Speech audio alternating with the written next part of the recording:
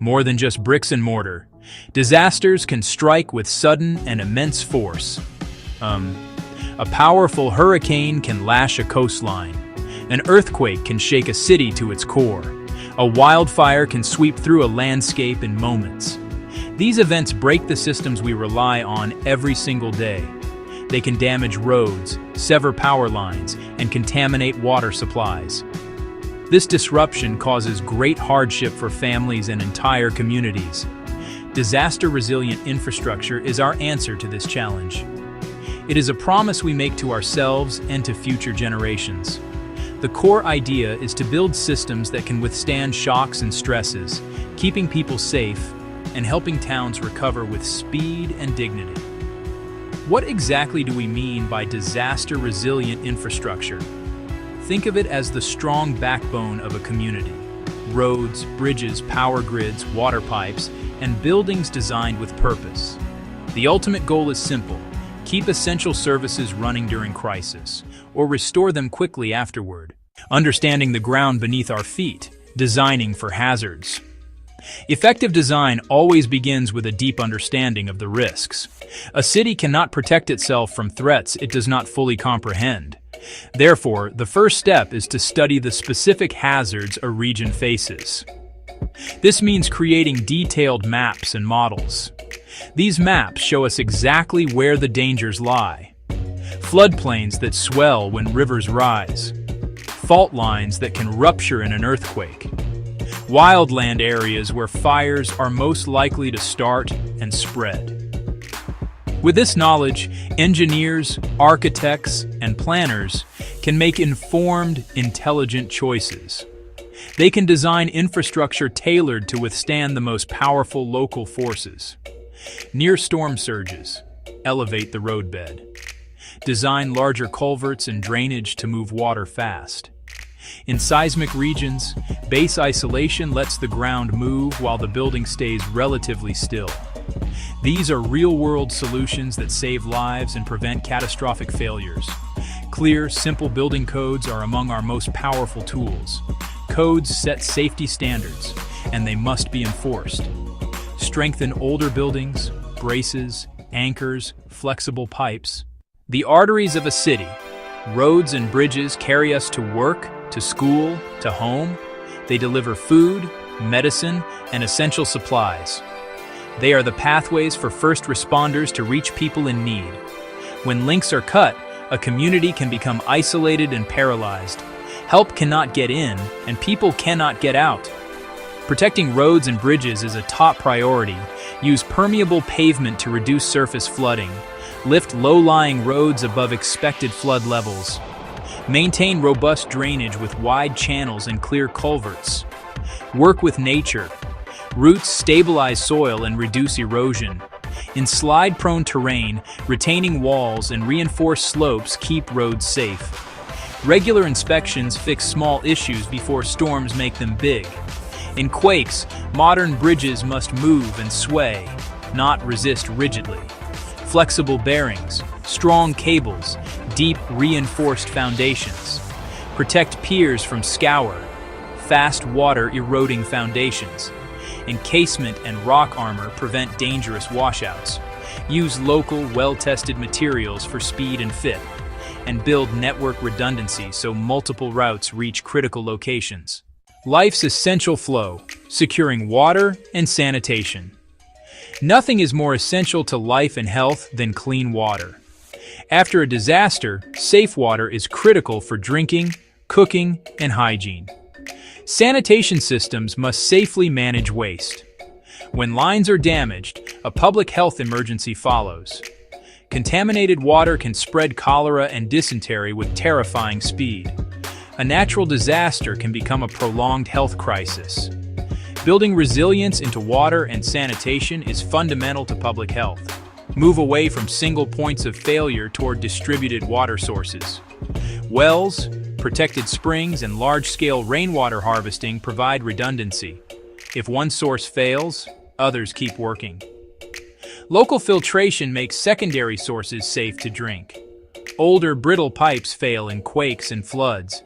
Use flexible materials like ductile iron and HDPE. cushion pipes in protected trenches.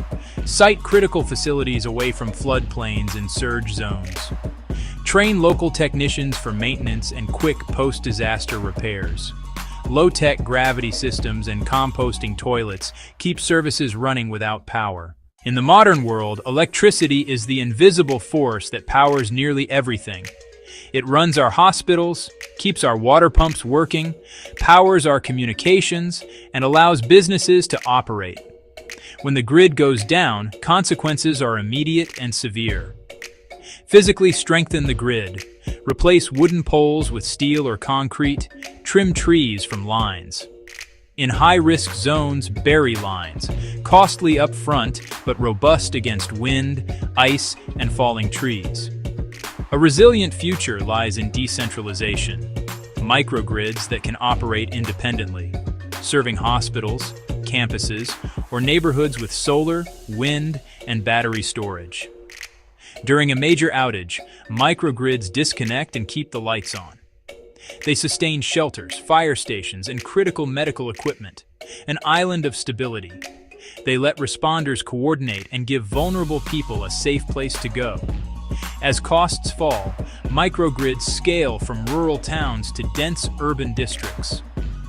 Backup is non-negotiable. Prioritize solar plus batteries over fuel-dependent generators. Few moving parts, no fuel, reliable, low maintenance, and cleaner for the environment. Investing in resilient, decentralized, renewable energy builds a future where the lights stay on, no matter the storm. For most people, home is the ultimate sanctuary. A well-built home can be the difference between life and death. Resilient housing protects against specific threats without complex technology. In hurricane regions, high-wind shingles, metal clips tying roof to walls, impact-resistant windows or shutters. In flood zones, elevate living spaces above rising waters. Use flood-resistant materials where water may reach. In wildfire zones, create defensible space and use non-combustible roofing and siding. Upgrade millions of vulnerable homes, bolt frames to foundations, add plywood sheathing, install flood vents. Many retrofits are achievable by trained contractors or skilled homeowners. Local programs, loans, grants, and hands-on workshops empower residents. A community of slightly stronger homes weathers storms and recovers faster. Working with nature can provide better, more sustainable protection. Green infrastructure. Healthy wetlands, mangrove forests, and coral reefs absorb storm energy before it reaches communities. Protecting and restoring these systems reduces risk cost-effectively and supports wildlife. Inland, slow water and let it soak in. Parks, rain gardens, permeable paving, and trees. Benefits extend beyond floods. Cooler streets, cleaner water, recreation, even carbon sequestration. Blend built and natural systems. A flood wall paired with a park designed to safely flood. By embracing nature, cities become safer, healthier, and more beautiful. Resilient infrastructure is more than steel and concrete. It is also about people. Awareness is key. Understand risks, flooding, earthquakes, wildfires. Governments must communicate clearly via meetings, sites, and maps.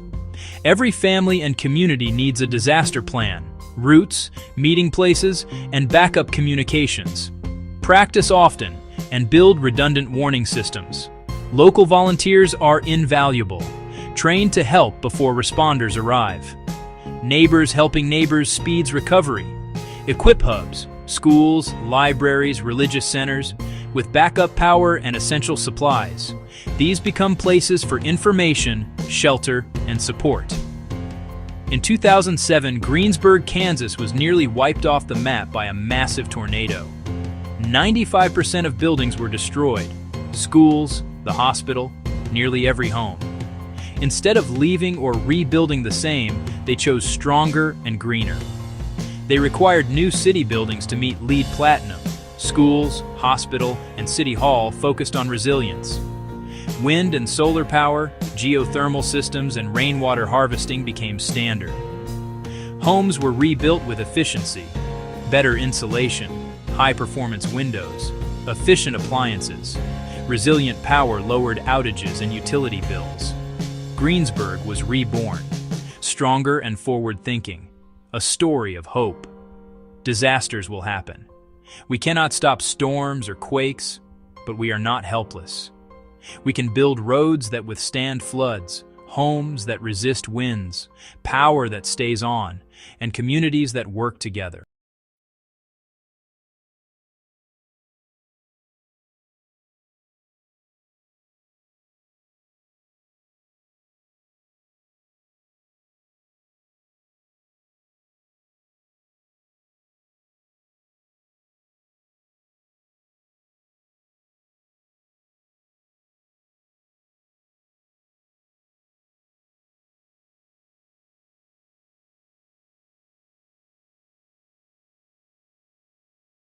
Marta woke at dawn, just as the first slice of golden light touched the edge of her small town. Her home is a simple, humble structure with just 2 rooms that hold the entirety of her family's world. She lives in a community on the outskirts of a bustling city, a place where many families like hers have built their lives. For years, they shared a single water tap at the end of the dusty street, and the children played in a small, patchy garden everyone tended together. For so long, this street felt quiet and forgotten, a place of silent struggle. The houses were old, their walls weary from time, and the roads turned to mud in the rain. People constantly worried about the next big storm, the risk of a fire, and the quiet fear of an uncertain future. Then, one day, something shifted. A new rule came into effect, a quiet but powerful change from local government. This plan wasn't just about buildings, it was about people. It helped families access small, manageable loans and secure land rights in writing for the first time. The town followed up with new drains to manage seasonal floods, and a colorful playground soon filled with laughter. Teachers began making regular visits, bringing books and opportunity right to their door. For Marta, a profound sense of calm arrived, a feeling she hadn't realized was missing. She could finally afford to fix the persistent leak, a worry in every rainy season. With secure land, she planted trees, their roots deepening like her family's place in the community. Her child could play safely on the street, watched over by neighbors with renewed pride. This tangible change shows how good policy meets people where they are, turning a place of worry into a place of hope. Our homes are the foundations of our lives, and the rules that govern them can build us up or hold us back.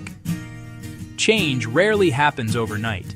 It's a series of small, deliberate steps: a loan, a title, a drain pipe, a playground. When governments listen and clear paths, communities unlock their potential. So, what exactly is this thing we call policy?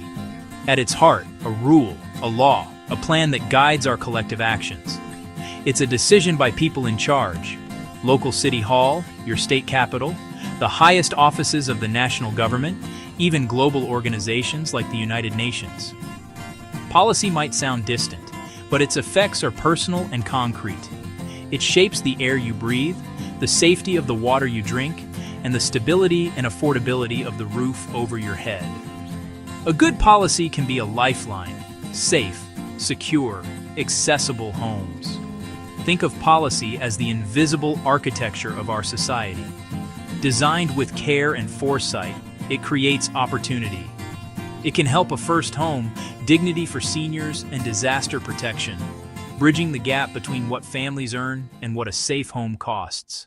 Building a world where everyone has a safe home can feel overwhelming, but it boils down to a few key principles. Think of a recipe with 3 essential ingredients. To make housing fair, stable, sustainable, focus on 3 areas: making finance accessible, ensuring clear and just land rights, and providing green incentives for healthier living. Together, these pillars support the dream of a secure home. If one is weak, the structure wobbles.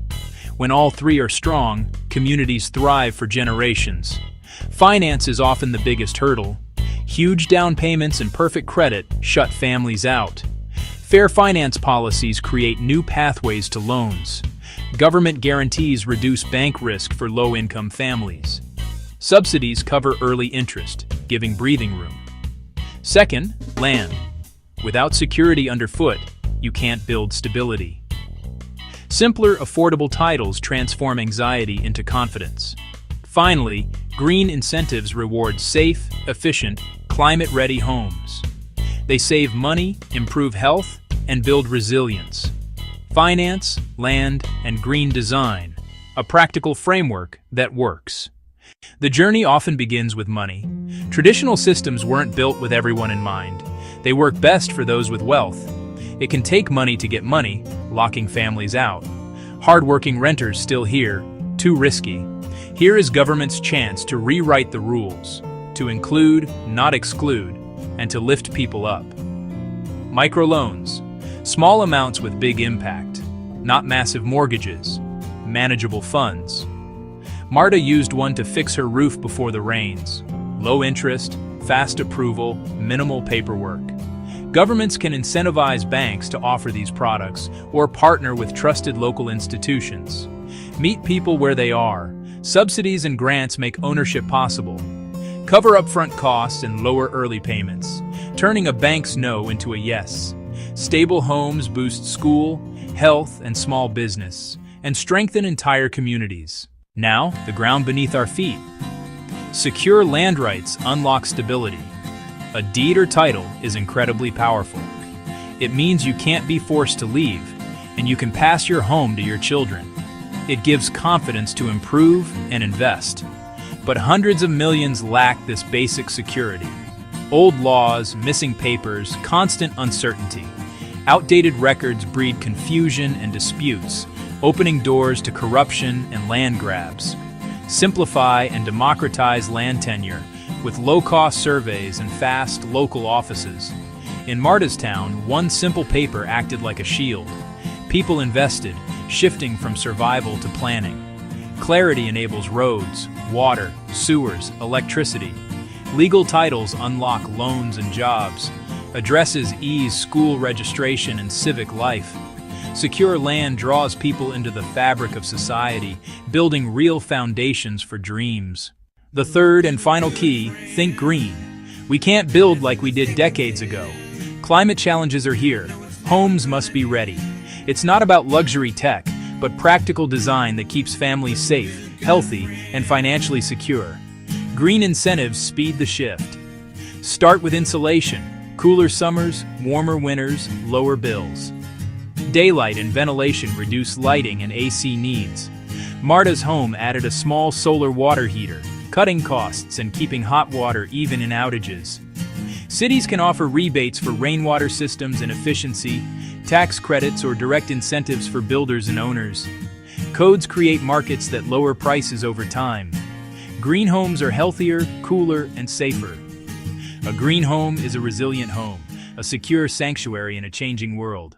Smart policies on finance, land, and green are essential, but they're only part of the equation.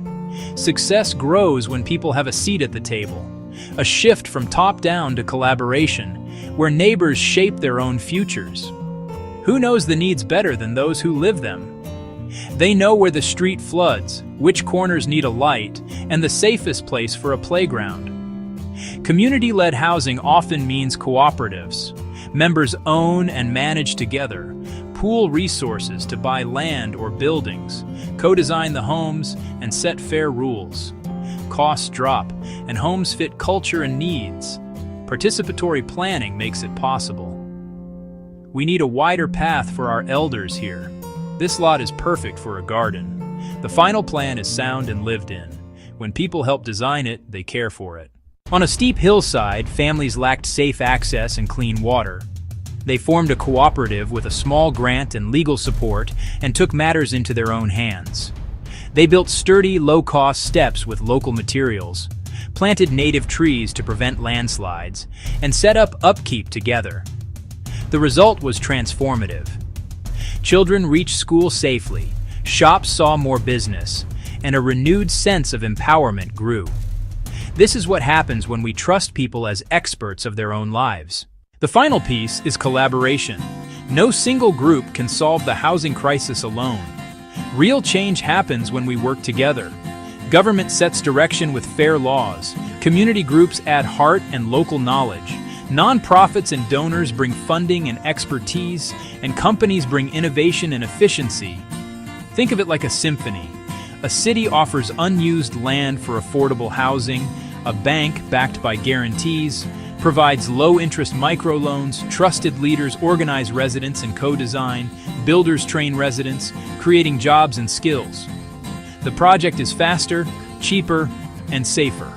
Homes meet real needs. The neighborhood thrives. Benefits compound beyond bricks and mortar. Collaboration also builds resilience to shocks, physical and economic. Stronger homes, stronger bonds, stronger local economies. It's the glue that binds finance, land, and green design, turning a set of efforts into a unified force for change. MARTA's story shows a better future is within reach. We can build it, one neighborhood at a time. You can hear it in children's laughter, see it in small businesses on a newly lit street, and feel it in the quiet pride of a secure home. None of this is an accident. It's the result of thoughtful rules, dedicated people, and the will to work together. The path is clear, and it requires action.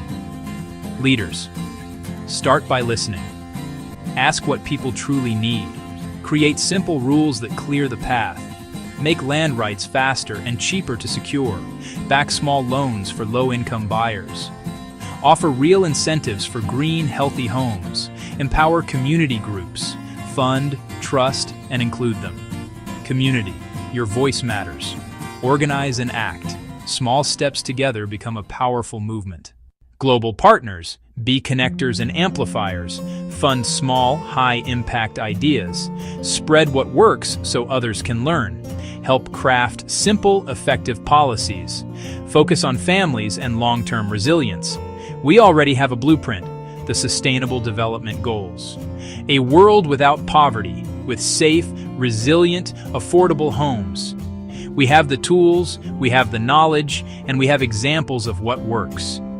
We can bring policy down to the people, turn plans into clean water and safe roofs, and into healthy homes.